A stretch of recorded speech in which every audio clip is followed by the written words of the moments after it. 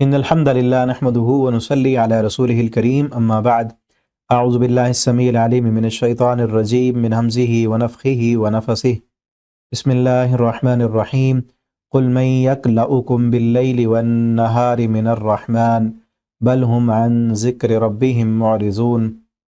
تفسیر القرآن کا سبق آج انشاءاللہ ہم سورۃ الانبیاء رکوع نمبر 4 پڑھیں گے۔ پہلے اس کا لفظی ترجمہ دیکھتے ہیں، پھر انشاءاللہ اس کی تفسیر پڑھیں گے۔ قل کہہ دیجئے، من یکلؤکم کون ہے وہ جو حفاظت کرتا ہے تمہاری، باللیل رات کو، والنہار اور دن کو، من الرحمن رحمان کے عذاب سے، بل ہم بلکہ وہ، عن ذکر ربہم اپنے رب کے ذکر سے، معرضون سب اعراض کرنے والے ہیں، منہ موڑنے والے ہیں۔ ام لہم آلہہ کیا ان کے لیے آلہتن کوئی معبود ہیں، تمنعہم وہ بچاتے ہیں انہیں، من دوننا ہمارے سوا، لا یستطیعون نصر انفسہم نہیں وہ سب طاقت رکھتے، نصر انفسہم اپنی جانوں کی مدد کرنے کی، وہ دوسروں کو کیا بچائیں گے، ولا ہم منا اور نہ وہ ہمارے مقابلے میں، یصحبون وہ سب ساتھ دیے جائیں گے، بلکہ متعنا ہم نے فائدہ دیا، ہؤلاء یہ، وآباءہم اور ان کے آباء و اجداد کو، ان کو بھی اور ان کے آباء و اجداد کو بھی ہم نے فائدہ دیا، حتی یہاں تک کہ طالا لمبی ہو گئیں، علیہم ان پر، العمر عمر فائدہ اتنا دیا کہ ان کی عمریں لمبی ہو گئیں، زیادہ عرصہ تک جیے یہ، افلا یرون تو کیا نہیں وہ سب دیکھتے، انا نأتی الارض کہ بلا شبہ ہم آتے ہیں، ارض زمین کو، ننقصها ہم گھٹاتے ہیں اسے، من اطرافیہا اس کے اطراف سے، افہم الغالبون کیا وہ سب غالب ہیں، کیا پھر بھی وہ غالب آنے والے ہیں۔ قل کہہ دیجئے، انما انذرکم بالوحی یقیناً میں ڈراتا ہوں تمہیں، بالوحی وحی کے ذریعے، ولا يسمع الصم الدعاء اور نہیں وہ سنتے، الدعاء پکار کو، اذا ما ينذرون جب کبھی وہ سب ڈرائے جاتے ہیں، وَلَئِن مَسَّتْهُمْ اور یقیناً اگر مستہم چھو جائے انہیں، نفحتن ایک لپٹ، من عذاب ربک تیرے رب کے عذاب سے، لیقولن تو ضرور بالضرور وہ کہیں گے، یا ویلنا ہائے بربادی ہماری، افسوس ہم پر، انا کنا ظالمین کہ بے شک ہم کنہ تھے ہم ظالمین سب ظلم کرنے والے۔ وَنَضَعُ الْمَوَازِينَ اور ہم رکھیں گے اس دن، الموازین میزان کو، القسط انصاف کے ترازو کو اس دن رکھیں گے، لیوم القیامہ قیامت کے دن کو، فلا تظلم پھر نہ ظلم کیا جائے گا، نفس کسی جان پر، شیئن کچھ بھی، وَإِن كَانَ اور اگر ہوگا، مثقال حبۃ برابر دانے کے، من خردل رائی کے، اتینا ہم لائیں گے اسے، بہا اس کو، وکفا بنا اور کافی ہیں ہم، حاسبین حساب کرنے والے، وَلَقَدْ آتَيْنَا اور بلا شبہ یقیناً، آتَيْنَا ہم نے دی، موسیٰ علیہ السلام کو، وہارون اور ہارون کو، الفرقان فرقان خوب فرق کرنے والی کتاب، وضیاء اور روشنی، وذکرى اور نصیحت، للمتقین سب پرہیزگاروں کے لیے، الذین وہ لوگ جو، یخشون وہ سب ڈرتے ہیں، ربہم اپنے رب سے، بالغیب بغیر دیکھے، غیب میں ڈرتے ہیں، وہم من الساعہ اور وہ سب قیامت سے، مشفقون سب ڈرنے والے ہیں، وہذا ذکر اور یہ نصیحت ہے، مبارکن بابرکت ہے، انزلناہ ہم نے نازل کیا اسے، افانتم لہ منکرون کیا تم سب اس کے انکار کرنے والے ہو۔ یہاں تک یہ رکوع کمپلیٹ ہوا۔ ابھی اس کی تفسیر دیکھتے ہیں۔ کل من یکلؤکم اللہ فرماتے ہیں کہ ان کی کون حفاظت کر رہا ہے، دن اور رات کون ان کی حفاظت کرتا ہے۔ پیچھے تھا نا کہ یہ لوگ جلدی عذاب کا مطالبہ کرتے ہیں، کہ جب ان سے پہلے بھی قوموں نے اسی طرح مذاق اڑایا اپنے رسولوں کا، فحاق بالذین پھر اسی طرح گھیر لیا ان لوگوں کو اس چیز نے جس کا وہ مذاق اڑاتے تھے، جس عذاب کا مذاق اڑاتے تھے اسی چیز نے گھیر لیا۔ یعنی ان کو یہ نہیں پتا کہ اس وقت دنیا میں ان کے کرتوتوں کی وجہ سے، ان کے گناہوں کی وجہ سے کتنی ایسے عذاب اور وبائیں اور بلائیں اور نظام کی جو ہے تبدیلیاں ان پر اثر انداز ہوتی ہیں، ان کی حفاظت کون کرتا ہے؟ رحمان سے کون؟ رحمان کے عذاب سے، یعنی اللہ رب العالمین کے عذاب سے بھی اللہ تعالیٰ ہی حفاظت کرنے والے ہیں نا. اور اللہ کی کئی ایسی مخلوقات ہیں، پیچھے بلکہ ہم پڑھا ہے نا، لہو معقبات من بین یدی ومن خلفی یحفظونہ من امر اللہ، اللہ کے بھیجے ہوئے نگران فرشتے آگے اور پیچھے موجود ہیں انسان کے، یحفظونہ، وہ حفاظت کرتے ہیں اللہ کے حکم سے. یعنی اب اگر تم، مشرکین مکہ سے خطاب ہے نا کہ تمہارے کرتوت تو ایسے ہیں نا، نبی کریم صلی اللہ علیہ وسلم کا مذاق اڑانا، آپ کو ساحر، مسحور، مجنون، معاذ اللہ کیا کچھ وہ کہتے تھے. ابھی پیچھے اسی پچھلے رکوع میں ہم نے پڑھا کہ وہ کیا کرتے تھے، یہ دیکھیں، وَإِذَا رَآكَ الَّذِينَ كَفَرُوا إِن يَتَّخِذُونَكَ إِلَّا هُزُوًا، جب دیکھتے آپ کو وہ لوگ جنہوں نے کفر کیا آپ کا مذاق بناتے، آپ صلی اللہ علیہ وسلم کا مذاق اڑاتے. یعنی کام تو تمہارے ایسے ہیں کہ تم پر عذاب آ جائے، لیکن اللہ نے تمہیں مہلت دی ہوئی ہے. اللہ کے اس عذاب سے کون تمہاری حفاظت کر رہا ہے؟ اللہ تعالیٰ نے تمہیں بچایا ہوا ہے، اور تم نے اس ڈھیل کو، اللہ نے جو مہلت دی ہے اس کو تم سمجھ رہے ہو کہ شاید کبھی تم پہ عذاب نہیں آئے گا، کبھی آخرت، قیامت، حساب و کتاب کچھ بھی نہیں ہوگا. بل ہم عن ذکر ربہم معرضون، بلکہ اللہ کی ذکر سے، رب کی نصیحت سے اعراض کرنے والے ہیں. ام لہم آلہہ، یا ان کے کوئی الہ ہیں، ایسے معبود، تمنعہم من دوننا، جو ان کو بچاتے ہیں. یہ کیا سمجھتے ہیں کہ ان کے خرابیوں اور کرتوتوں کے باوجود ان پر اگر عذاب نہیں آ رہا، ان کی ہٹ دھرمی اور اسلام کی مخالفت کرنے پر بھی ان کو کچھ نہیں ہو رہا، کیا ان کے معبود باطل وہ ان کو بچاتے ہیں؟ لا یستطیعون نصر انفسہم، وہ تو اپنے آپ کو بچانے کی بھی طاقت نہیں رکھتے، وہ ان کو کیسے بچائیں گے؟ ولا ہم منا یصحبون،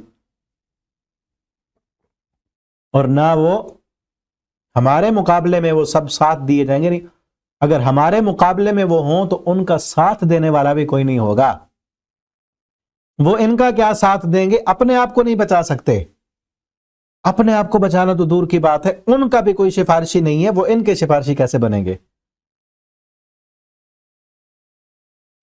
بل متعنا ہؤلاء، بلکہ وہی بات آ گئی، ہم نے ان کو فائدہ دیا، ان کو بھی، وآباؤہم، ان کے آباء و اجداد کو بھی، کہ لمبی عمریں دیں، ان کو دنیا کی آسائشیں دیں، حکومتیں دیں، سرداریاں دیں، اور دنیا کی دولت اور فراوانیاں دیں. طال علیہم العمر، لمبی ان کی عمریں ہو گئی، اتنا عرصہ تک یہ جیتے رہے، بادشاہتیں کرتے رہے، اور دنیا کی لذتیں اور فراوانیاں اور اللہ کی دی ہوئی ساری صلاحیتوں کو استعمال کرتے رہے. اور پھر انہوں نے اگر لمبی عمریں اور اتنی زیادہ مہلت ان کو مل گئی تو اس کو انہوں نے یہ سمجھ لیا کہ شاید ہمیشہ یہی کچھ رہے گا.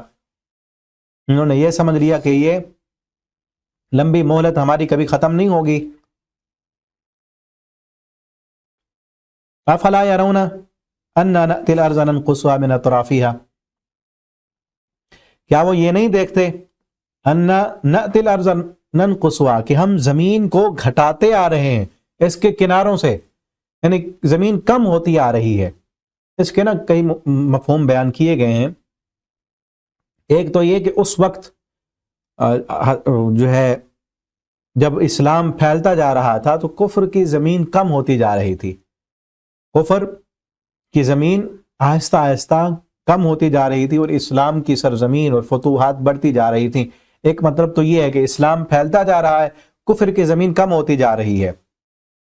اور دوسرا یہ معنی بھی ہے کہ ان کے لیے رہنا تنگ ہو رہا ہے، مشکل ہو رہی ہے ان کو زمین پر رہنا، ان کی عمریں بھی کم ہو رہی ہیں، اور ان کے لیے بادشاہت اور حکومت اور اقتدار وہ بھی ختم ہوتا جا رہا ہے. اور دوسرا معنی یہ بھی کیا گیا ہے کہ زمین اپنے حجم کے اعتبار سے جتنی بڑی ہے وہ آہستہ آہستہ کم ہو رہی ہے. یہ جدید تحقیق بھی اس بات کو ثابت کرتی ہے کہ زمین جو ہے وہ آہستہ آہستہ گھٹ رہی ہے، کم ہو رہی ہے. وہ اتنی بڑی ہونے کے باوجود وہ بالکل معمولی سا فرق پڑتا ہے، جس سے زیادہ جو ہے وہ دیکھنے میں یا محسوس کرنے میں نہیں آ سکتا.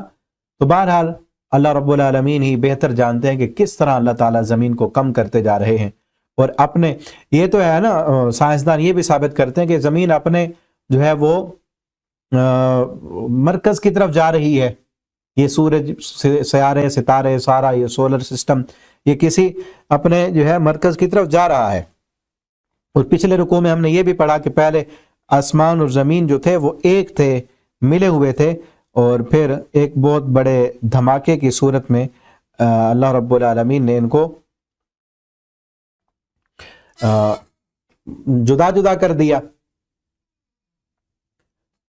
اور پھر یہ بھی اس کا معنی بعض مفسرین نے کیا ہے کہ مشرکین مکہ جو ہے ان کا اس سرزمین میں، جس زمین میں وہ رہتے ہیں، اس سرزمین میں ان کا اثر و رسوخ روز بروز کم ہو رہا ہے.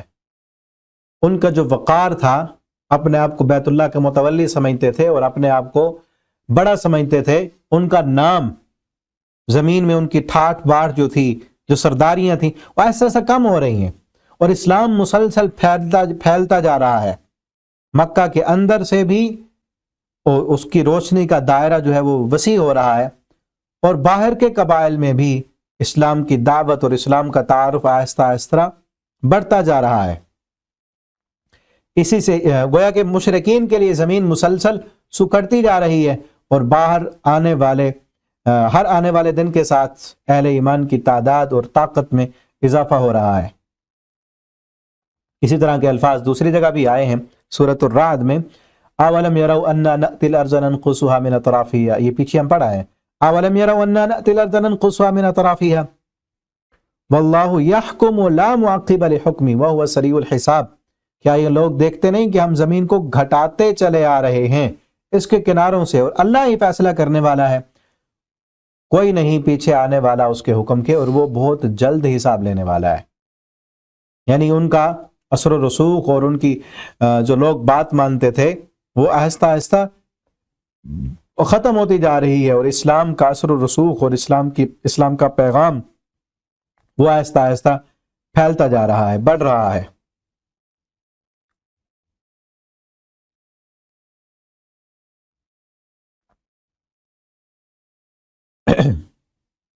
آگے دیکھیں، قل انما انذرکم بالوحی، کہہ دیجئے یقیناً میں ڈراتا ہوں تمہیں بالوحی، وحی کے ذریعے.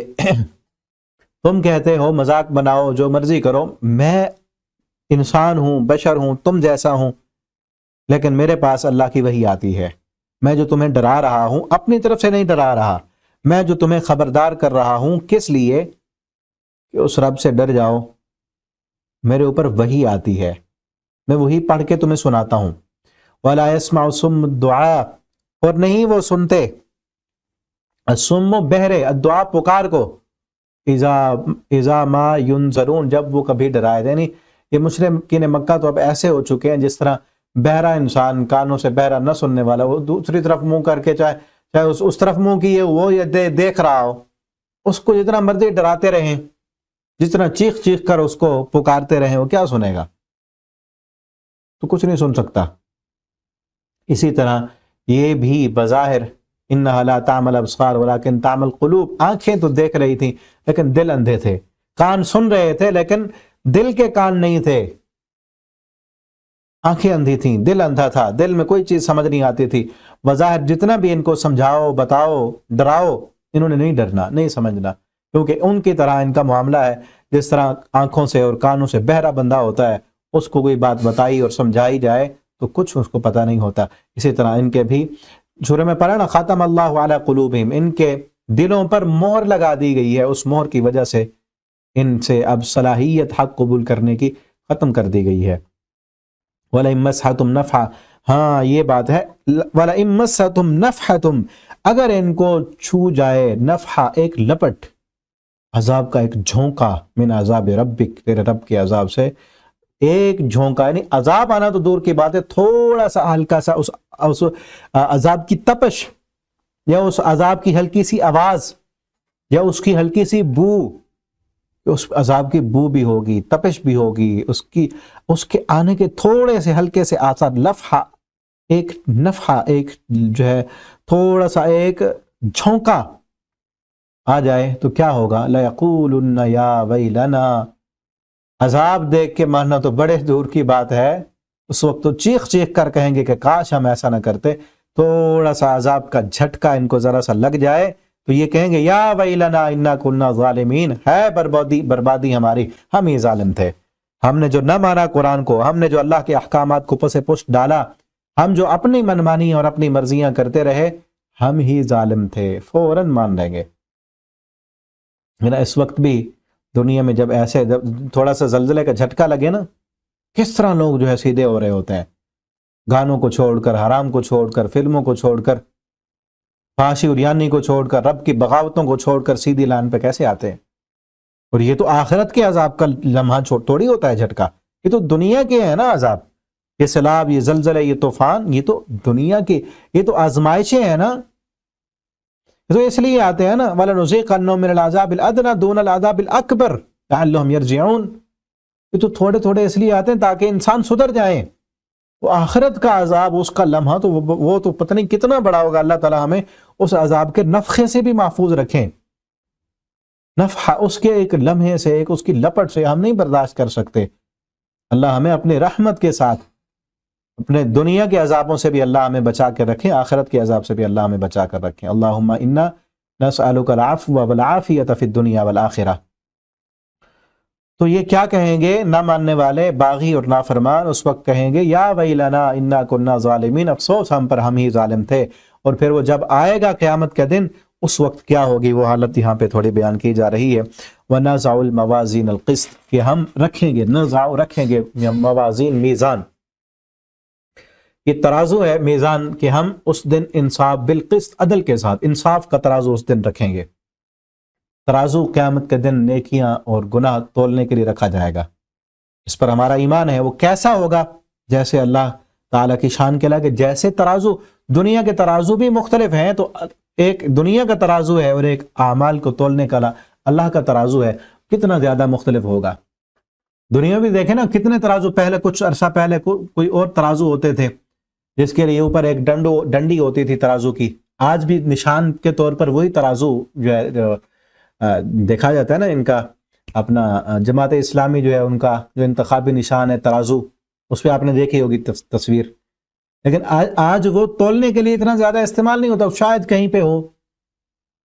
اس کے بعد پھر اور طرح کا آیا، اب تو کمپیوٹرائز ترازو ہیں، ان پہ چیز رکھیں اوپر، وہ نیچے نمبرنگ میں سب کچھ وہ شو ہو جاتا ہے۔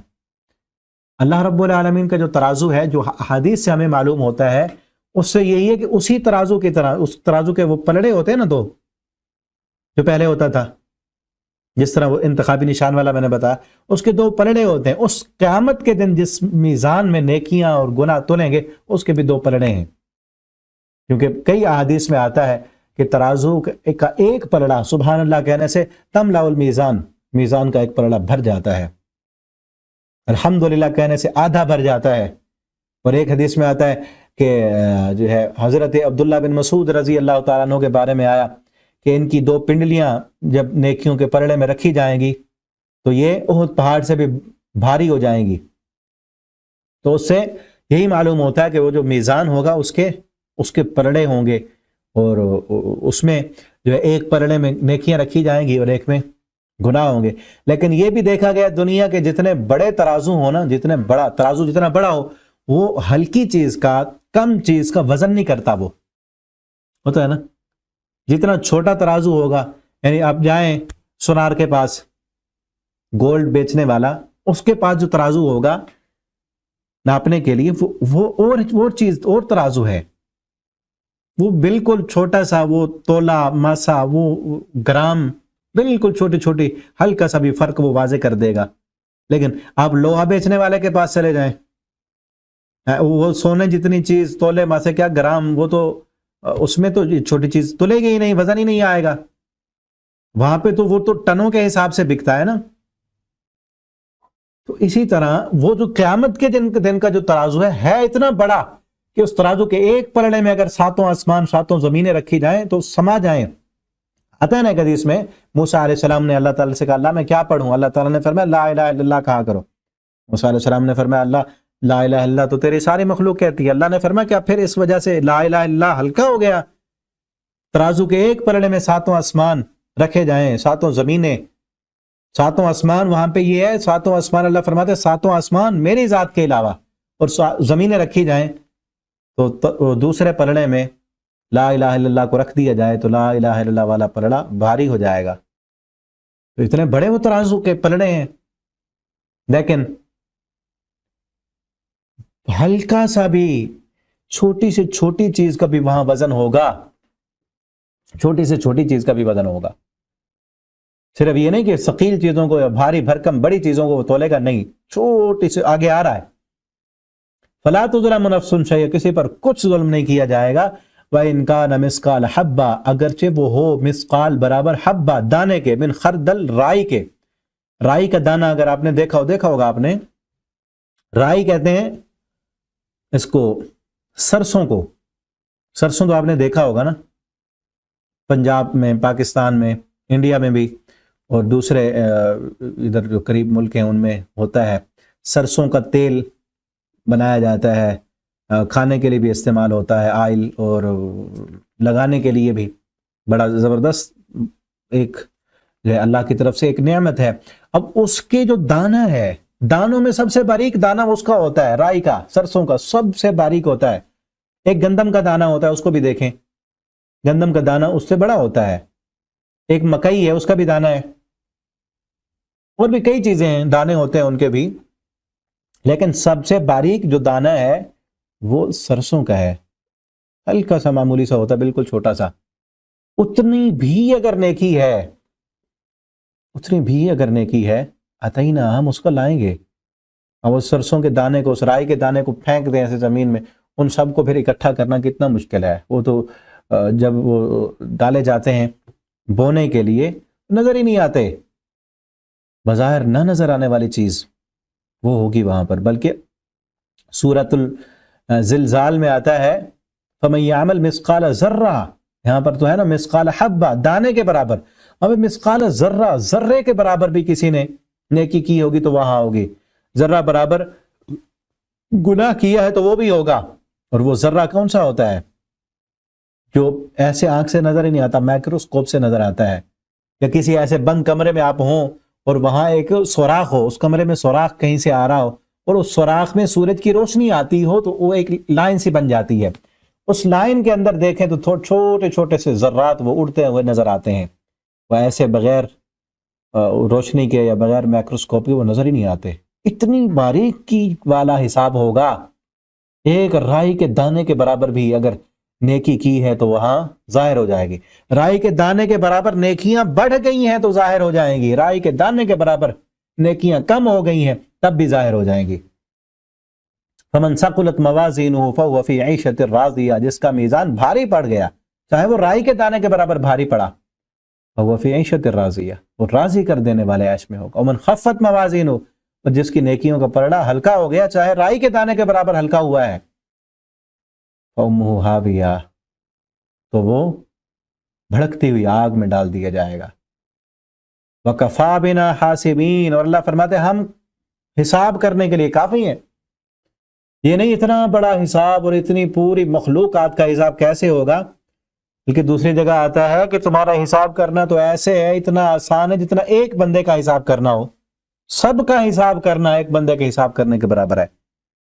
آج تو کئی جاہل، ایک گناہ گار اور دوسرے ایک پرلے درجے کی جہالت کہتے ہوئے نظر آتے ہیں کہ اتنے بڑے، اتنے زیادہ لوگ ہوں گے وہاں پر، کیا پتہ چلے گا کہ ہم تو بھاگ جائیں گے، وہاں پہ چھپ جائیں گے.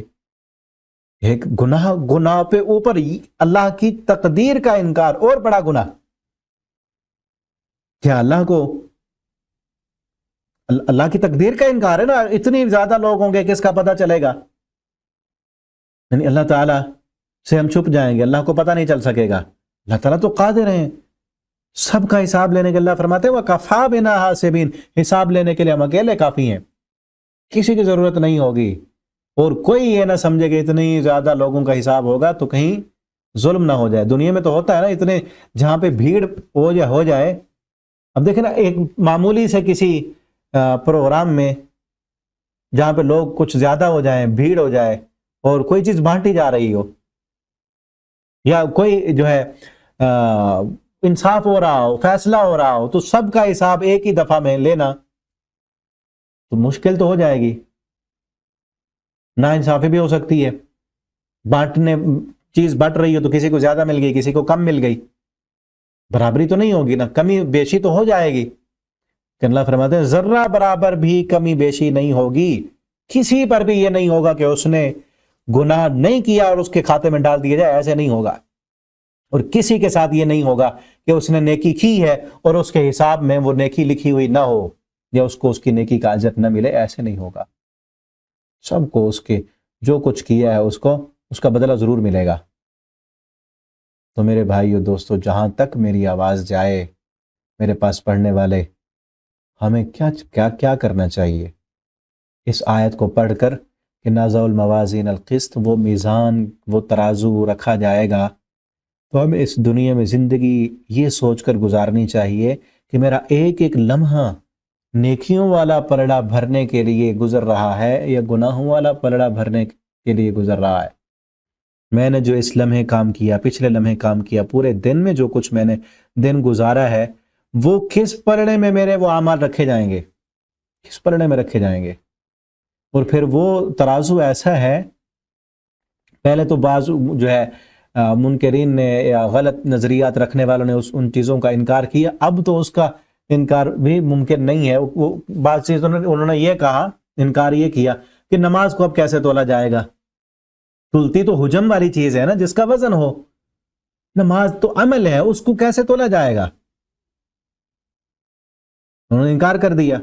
لیکن آج ہم دیکھ رہے ہیں کئی چیزیں ایسی ہیں جو بغیر حجم کے ہیں لیکن ان کا جو ہے وزن ہوتا ہے, ان کا بظاہر حجم نہیں رکھتی, وہ نہیں ہے, وہ نظر ہی نہیں آتی, لیکن وزن ہوتا ہے ان کا. دیکھیں اس وقت جو گیس ہے, گیس یہ بھی تلتی ہے نا, سلنڈر میں گیس جو بھرتے ہیں تول کے بھرتے ہیں, تلتی ہے لیکن بظاہر نظر نہیں آتی, کھول دیں تو اڑ گئی, ختم. ہوا کا بھی وزن ہے, حجم ہے اس کا, یعنی بظاہر نظر نہیں آتی لیکن وزن ہے اس کا. اسی طرح اب یہ جو سافٹ ویئرز ہیں, آپ کے پاس جو ڈیٹا ہے آپ کے موبائل میں, آپ کے لیپ ٹاپ میں, آپ کی فائلوں میں, اس کا حجم ہے نا. آپ ہارڈ ڈسک لیتے ہیں تو ہارڈ ڈسک کا حساب ہوتا ہے, اتنے جی بی کی ہے, یہ اتنے ایم بی کی ہے, یہ اتنے ایم بی کی فائل ہے. وہ کیا ہوتا ہے اس میں, کوئی نظر تو نہیں آتا نا. بظاہر آپ کا میموری کارڈ ایک جیسا ہے, ایک جو ہے وہ 2 جی بی کا ہے, ایک جو ہے وہ 10 کا ہے, ایک 15-20 کا ہے. آپ کا موبائل کی ریم 8 جی بی کی ہے, کوئی 12 کی ہے, اس میں کیا ہے, موبائل بظاہر دیکھنے میں تو ایک جیسا ہے, آپ کا کارڈ ایک جیسا ہے, آپ کی ہارڈ ڈسک ایک جیسی ہے, لیکن حجم, اس میں وسعت, اس میں میموری کچھ میں کم ہے, کچھ میں زیادہ بڑھ گئی ہے. وہ کس طرح بڑھی, وہ بظاہر تو نہیں بڑھی نا. اسی طرح سے نہ نظر آنے والی چیزوں کو بھی اب تولا جا رہا ہے. تو اللہ کے لیے کیا مشکل ہے نماز کو تولنا. اور صرف نماز نہیں تولے گی, دل کی نیت بھی ساتھ تولے گی. جس کی نماز میں اخلاص نہیں ہوگا اس کو کوئی وزن نہیں ہوگا. اس طرح میں نے ابھی بتایا نا عبداللہ ابن مسعود کی پنڈلیوں کے بارے میں, پتلی پتلی پنڈلیاں تھیں, مسواک توڑنے کے لیے اوپر درخت پہ چڑھے, دوستانہ ماحول تھا, دوست نیچے تھے, دوسرے صحابہ پتلی پنڈلیوں کو دیکھ کر وہ مسکرانے لگے. عبداللہ ابن مسعود کی اتنی پتلی پنڈلیاں ہیں, نبی کریم صلی اللہ علیہ وسلم نے بھانپ لیا کہ عبداللہ کی پتلی پنڈلیوں کو دیکھ کر یہ مسکرا رہے ہیں اور وہ مسواک توڑ رہے ہیں نبی صلی اللہ علیہ وسلم کے لیے, اپنے دوستوں کے لیے. آپ نے فرمایا تم عبداللہ ابن مسعود کی پتلی پنڈلیوں کو دیکھ کر مسکراؤ نہیں, یہ پنڈلیوں کی تمہیں شان کا کیا پتا, ان کو جب ترازو کے پلڑے میں رکھا جائے گا احد پہاڑ سے بھی یہ بھاری ہو جائیں گی. یعنی بظاہر احد پہاڑ کتنا بڑا ہے اور پنڈلیاں کیا مقابلہ کر سکتی ہیں. وہ وزن کس چیز کا تھا, عبداللہ ابن مسعود کی پنڈلیوں کا وزن کیوں اتنا بھاری ہو گیا؟ کیونکہ حضرت عبداللہ ابن مسعود کی ساری زندگی پیارے پیغمبر صلی اللہ علیہ وسلم کی سنت کے مطابق گزری. سنت کی مطابقت اتنی تھی, اتنا حضرت عبداللہ ابن مسعود نبی صلی اللہ علیہ وسلم کے طریقے کے مطابق چلتے کہ ان کے شاگرد کہتے ہیں عبداللہ ابن مسعود رضی اللہ تعالیٰ عنہ ہر کام میں, مثلا چلنے کا انداز ہے, دیکھیں نا ہر بندہ چلتا ہے, اس کے چلنے کا انداز مختلف ہوتا ہے, یہ بھی اللہ کی قدرت ہے. آپ چلنے کے انداز سے پہچان لیتے ہیں کہ یہ کس کی چال ہے. عبداللہ ابن مسعود کوشش کرتے اس انداز میں چلیں جس انداز میں محمد الرسول اللہ صلی اللہ علیہ وسلم چلتے ہیں. بیٹھنے کا انداز ہوتا ہے, عبداللہ ابن مسعود ویسے بیٹھنے کی کوشش کرتے جیسے نبی صلی اللہ علیہ وسلم بیٹھتے ہیں. عبداللہ ابن مسعود ویسے کپڑے پہنتے اس سٹائل میں پہنتے جس میں نبی کریم صلی اللہ علیہ وسلم نے پہنا ہے. حتیٰ کہ ایک دفعہ سفر پہ جا رہے تھے، سفر پہ جاتے ہوئے نا راستے میں، جنگل کا سفر تھا، راستے میں ان کے شاگرد بھی تھے، ایک جگہ سے گزرے اور وہاں سے اپنے شاگرد سے کہا میں قضاء حاجت کے لیے گئے، اور وہاں پر کچھ دیر بیٹھے جیسے قضاء حاجت کرنے والا بیٹھتا ہے، وہاں سے پھر واپس آ گئے اور کہا چلو. پھر اپنے شاگرد سے کہا میں وہاں کیوں گیا ہوں؟ انہوں نے کہا قضاء حاجت کے لیے گیا ہوں. کہا نہیں، مجھے قضاء حاجت نہیں تھی، میں صرف اس لیے گیا کہ یہاں سے میں ایک دفعہ آیا تھا نبی کریم صلی اللہ علیہ وسلم کے ساتھ، آپ نے یہاں پہ قضاء حاجت کی تھی، میں نے کہا کہ میرا عمل بھی، میرا سفر بھی بین ہی ویسے بن جائے جس طرح نبی صلی اللہ علیہ وسلم کا تھا. آپ یہاں اتنی دیر اس جگہ پہ بیٹھے تھے، اس لیے میں بھی بیٹھا ہوں. ہر کام میں نبی کریم صلی اللہ علیہ وسلم کی سنت کی مطابقت. چاہے یہ عمل جو ہے، یہ کام عبادت نہیں ہے، یہ کام کرنے فرض نہیں ہے، لیکن آپ صلی اللہ علیہ وسلم کی سنتوں سے محبت اتنی زیادہ ہے، اس سنت کی مطابقت کی وجہ سے عمل ان کی جسم میں اللہ نے اتنی وسعت پیدا کر دی کہ جب تولا جائے گا اتنا بھاری ہو جائے گا. اس کا مطلب یہ ہوا کہ عمل کرنے والا عامل بھی تولا جائے گا، عامل بھی تولا جائے گا. اور سنت کے مطابق جس کی جتنی زیادہ نیکیاں ہوں گی، نماز جس کی سنت کے مطابق ہوگی، روزہ جس کا سنت کے مطابق ہوگا، زکوٰۃ جس کی سنت کے مطابق ہوگی، حج اور عمرہ جس کا سنت کے مطابق ہوگا، اس کا بڑا اجر ہوگا، بہت بھاری اجر ہوگا. اور جس کی سنت کی مطابقت نہیں ہوگی وہ عمل تلے گا ہی نہیں تلے گا. جس نے اپنی مرضی کے مطابق نمازیں پڑھیں، اپنی مرضی کے مطابق حج کیا، سنت کے مطابق نہیں تھی، یہ اخلاص نہیں تھا، لوگوں کو دکھانے کے لیے نمازیں پڑھیں، لوگوں کو دکھانے کے لیے صدقے کیے، اپنے آپ کو حاجی کہلوانے کے لیے، لوگوں کی نظروں میں نیک بننے کے لیے حج کیا، کوئی تولا ہی نہیں جائے گا. فَلَا نُقِيمُ لَهُمْ يَوْمَ الْقِيَامَةِ وَزْنًا، ایسے لوگوں کے لیے قیامت کے دن ترازو ہی نہیں رکھا جائے گا. تو ہم یہ دیکھیں کہ کیا ہم کر رہے ہیں، سنت کی مطابقت کتنی ہے، عمل کون کون سے ہیں، کس پلڑے والے ہم عمل کر رہے ہیں. اور یاد رکھیں مثقال ذرہ، ذرہ برابر حبہ، ایک خردل رائی کے دانے کے برابر نیکی ہوگی تو تلے گی. یہ نہ کہا کریں چلیں چھوڑ دیں، یہ تو بس معمولی سی نیکی ہے نا. اور پھر کوئی کام یہ سمجھ کر کیا نہ کریں کہ گناہ چلو تھوڑا سا ہے نا، معمولی سا تو ہے. کوئی چھوٹے سے چھوٹا گناہ اس کو معمولی سمجھ کر نہ کریں، اور کوئی معمولی سے معمولی نیکی اس کو معمولی سمجھ کر، چھوٹی سے چھوٹی کو عام سمجھ کر نہ چھوڑیں اس کو. اللہ کو راضی کرنے والا کام ہے، چاہے چھوٹا ہو، اللہ کو راضی کرنے والا ہے نا. اور اللہ کو ناراض کرنے والا کام ہے، چاہے چھوٹا ہو معمولی ہو، اللہ کو ناراض کرنے والا ہے نا. کس ذات کی نافرمانی اور کس ذات کی فرما برداری ہے، یہ دیکھا کریں. اللہ ہمیں عمل کی توفیق دیں. آگے فرمایا وَلَقَدْ آتَيْنَا مُوسَىٰ، ہم نے موسیٰ اور ہارون کو فرقان دیا، خوب فرق کرنے والی، حق اور باطل کی پہچان دینے والی. اور اس کتاب قرآن کا بھی ایک نام فرقان ہے، وَنُنَزِّلُ مِنَ الْفُرْقَانِ وَنُنَزِّلُ مِنَ الْقُرْآنِ، قرآن بھی اس کا نام ہے. فرقان بھی اس کتاب کا نام، کیونکہ یہ قرآن انسان کو فرق کرنا سکھاتی ہے، کیا چیز درست ہے کیا درست نہیں ہے، کون سا راستہ اللہ کی رضامندی والا ہے اور کون سا راستہ اللہ کی ناراضگی والا ہے. اور یہ کب آئے گا، یہ پہچان کب آئے گی؟ جب قرآن پر غور کریں گے، جب قرآن کو پڑھیں گے. وضیان، اور روشنی عطا کی، وذکر، اور نصیحت دی للمتقین، متقین کے لیے. متقین کون ہیں؟ انہیں کی خوبی آگے بیان کی جا رہی ہے. الذین یخشون ربہم، متقی وہ ہیں جو ڈرتے ہیں اپنے رب سے، بالغیب، غیب میں، بغیر دیکھے.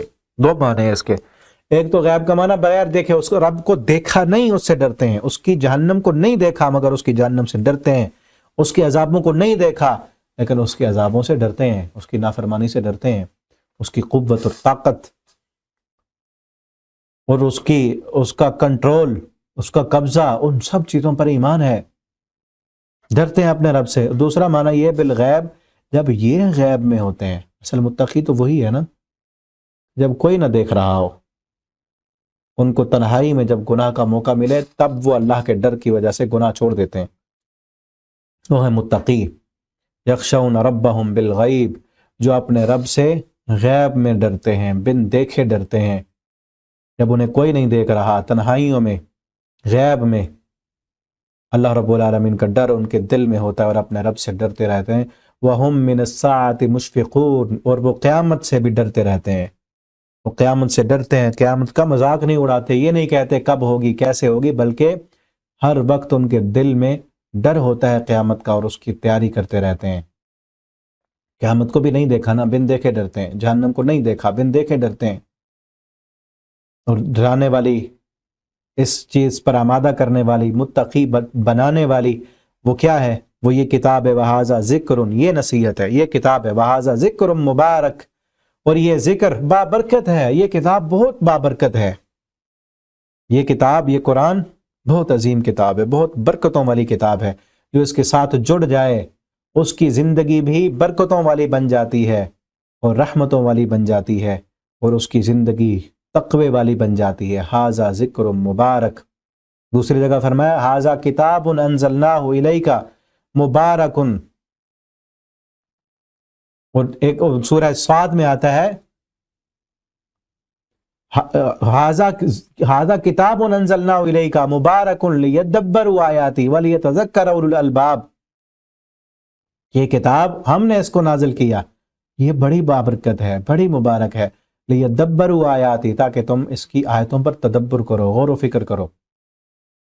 یہ بہت بڑی، اب اتنی بابرکت کتاب ہے کہ اس کائنات کی ہر چیز سے عظیم ہے اور ہر کائنات کی چیز سے برکت والی ہے، ہر کائنات کی چیز اسی کائنات کی ہی ہے، ایک ہی یہ عظیم کتاب قرآن یہ آسمان سے آئی ہے، جس طرح ہماری روح بھی آسمان سے آئی، اللہ کے حکم سے آئی، یہ قرآن بھی آسمان سے آیا ہے، باقی یہ ساری دنیا کی کائنات کی سب چیزیں اسی زمین سے بنی ہیں، اسی دنیا میں ہی، اسی دنیا کی ہی ہیں، نیچے والی ہی ہیں، سب ختم ہو جائیں گی، ایک وقت آئے گا، یہ قرآن یہ مٹنے والا نہیں ہے، یہ ختم ہونے والا نہیں ہے، یہ جب ختم ہوگا، اس کے الفاظ کو جب اللہ تعالیٰ اٹھا لیں گے اپنے پاس، اس کے بعد کائنات ہی ختم ہو جائے گی۔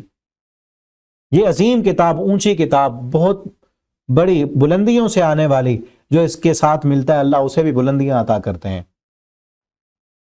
حدیث میں آتا ہے نا، نبی کریم صلی اللہ علیہ وسلم نے فرمایا ان اللہ یرفع بہذا الکتاب اقواما، اللہ اس کتاب کے ذریعے سے قوموں کو بلندی عطا کرتے ہیں، ویذھب بآخرین، اور اس کتاب کو چھوڑ دینے کے نتیجے میں اللہ لوگوں کو پستیوں میں ڈال دیتے ہیں۔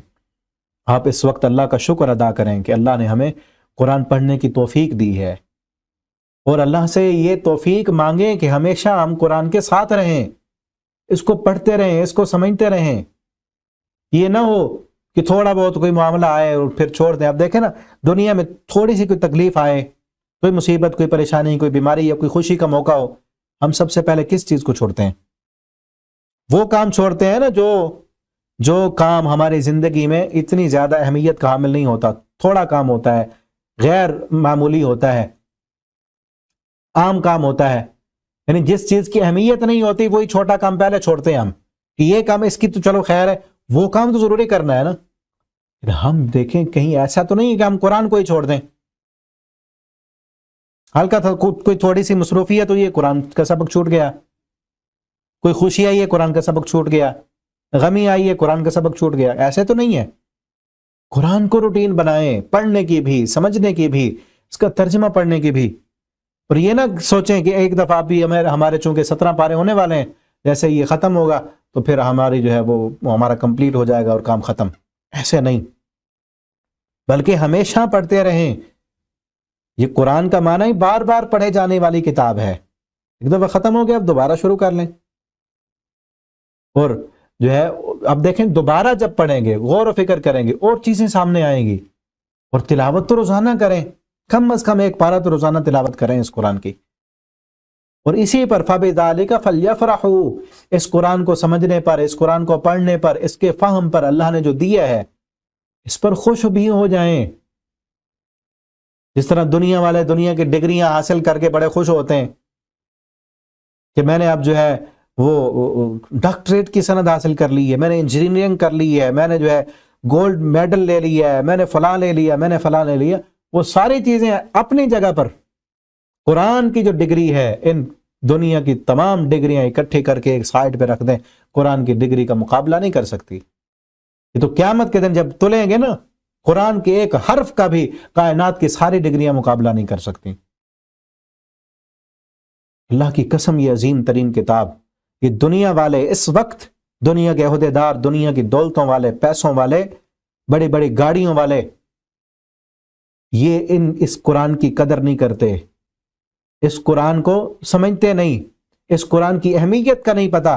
قیامت کے دن جب اللہ رب العالمین ساتوں آسمان اور زمینوں کو راکھ بنا کر، ہوا منصورہ بنا کر اللہ سب کو اڑا کر بکھیر دیں گے، ذرہ بنا کر بکھیر دیں گے، اس وقت یہ ساری ڈگریاں بھی، یہ ساری ٹیکنالوجی بھی، یہ ساری دولتیں، یہ سب کچھ اللہ سب کچھ کو مٹا کر ختم کر دیں گے۔ قرآن تب بھی باقی ہوگا، قرآن اس وقت بھی ہوگا۔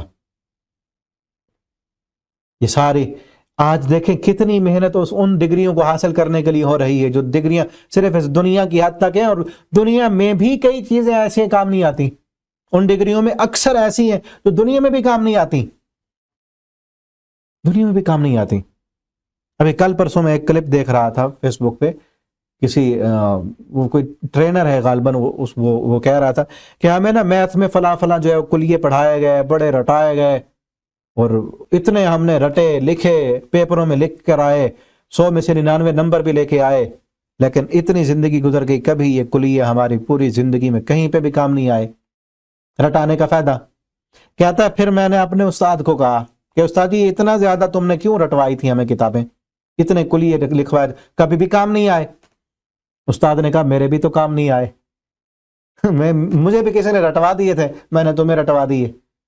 دیکھیں کئی چیزیں ایسی ہیں مفت میں رٹوائی جاتی ہیں جس کا کوئی فائدہ ہی نہیں، اور پھر پوری کی پوری ڈگریاں بھی تو دنیا کام آئے بھی صحیح تو دنیا تک کی حد تک ہے نا۔ یہ قرآن وہ ہے جو دنیا میں بھی کام آتا ہے، قبر میں بھی کام آتا ہے، میدان حشر میں بھی کام آئے گا، اور انشاءاللہ یہ قرآن اپنے پڑھنے والے کو اور عمل کرنے والے کو جنت میں لے جائے گا۔ ھذا ذکر مبارک، یہ بابرکت نصیحت ہے، بابرکت ذکر ہے۔ انزلنا، ہم نے اس قرآن کو نازل کیا۔ افانتم لہ منکرون، کیا تم اس قرآن کے منکر ہو؟ اس قرآن کو پڑھنے کا ٹائم نہیں ہے، اس قرآن کو تم چھوڑ رہے ہو، اس قرآن کو تم جو ہے سائیڈ پہ رکھ رہے ہو، اس قرآن کو پیٹھ کے پیچھے رکھا ہوا ہے، اس قرآن کو طاقوں اور غلافوں میں بند کر کے رکھ دیا ہے تم نے، اور تم کہتے ہو بس یہ کتاب، جب قرآن کبھی کبھی زندگی میں اٹھا کر جو ہے چوم کر اس کو، اکثر مسلمانوں کا حال یہی ہے کہ مہینے کے بعد، سال کے بعد جب کبھی وہ مسجد میں گیا، وہ اٹھایا، اس کو جو ہے چوما اور پھر غلافوں میں لپیٹ کے رکھ دیا۔ گھر میں قرآن نہیں رکھتے، اپنے بیٹھک میں قرآن نہیں ہے، اپنے جو ہے دکان پہ قرآن نہیں ہے، اپنی فیکٹری میں قرآن نہیں ہے، قرآن کو پڑھتے نہیں۔ اپنی دکان اور بیٹھک میں قرآن رکھنے کا مطلب یہ ہے ہماری مجلس میں قرآن ہو، قرآن کی بات ہو، ہماری مجلس میں، ہماری میٹنگ میں قرآن کی بات ہو، ہمارے کاروبار میں قرآن کی بات ہو۔ کاروبار کیسے کرنا ہے؟ قرآن کے مطابق۔ خوشی غمی کیسے کرنی ہے؟ قرآن کے مطابق۔ نکاح کیسے کرنا ہے؟ قرآن کے مطابق۔ شادی بیاہ، خوشی غمی، معاملات، تعلقات، معیشت، معاشرت، سیاست، سب قرآن کے مطابق۔ لیکن آج مسلمان قرآن کو اپنی کتاب ماننے والے، وہ بھی اس قرآن کا صحیح حق ادا نہیں کر رہے۔ صحیح حق کیا ہے اس قرآن کا؟ اس قرآن کو مانیں کہ یہ قرآن ہماری کتاب ہے، اور اس کائنات میں اس قرآن سے قیمتی خزانہ اور کوئی نہیں ہے، سب سے قیمتی ترین چیز یہ قرآن ہے۔ اگر ہم مسلمانوں کا اس چیز پہ ایمان ہو تو پھر دیکھیں اس قیمتی چیز کو حاصل کرنے کے لیے ہماری محنت کتنی ہے، کتنا پیسہ ہم خرچ کرتے ہیں اس قرآن کو سمجھنے کے لیے، اس کو پھیلانے کے لیے، اس پر عمل کرنے کے لیے، اس کو سکھانے کے لیے، کتنا وقت ہم دیتے ہیں قرآن کو سیکھنے کے لیے، اور دوسرے دنیا کے علوم اور فنون سیکھنے کے لیے کیا کچھ کام کر رہے ہیں۔ سے یہی معلوم ہوتا ہے نا کہ پہلی چیز پر ہمارا یہ ایمان پختہ ہے نہیں کہ یہ قرآن ہی سب سے کائنات کی عظیم ترین کتاب ہے، اور پھر جو قرآن پڑھے ہوئے ہیں ان کو دنیا، ہمارا ملک، ہمارا معاشرہ کس نظر سے دیکھتا ہے، ان کو کیا مقام دیتے ہیں ہم، کیا ان کو عزت، کیا وقار دیتے ہیں ہم۔ یہ چیز ہے نا کہ جس چیز والے کو ہم اس کو وقار نہیں دے رہے تو اس چیز کی عزت خراب ہو رہی ہے نا۔ اللہ رب العالمین ہمیں اس قرآن کو سمجھنے کی، اس کو پڑھنے کی، اس کے مطابق اپنا عقیدہ عمل بنانے کی اللہ ہمیں توفیق عطا فرما دیں۔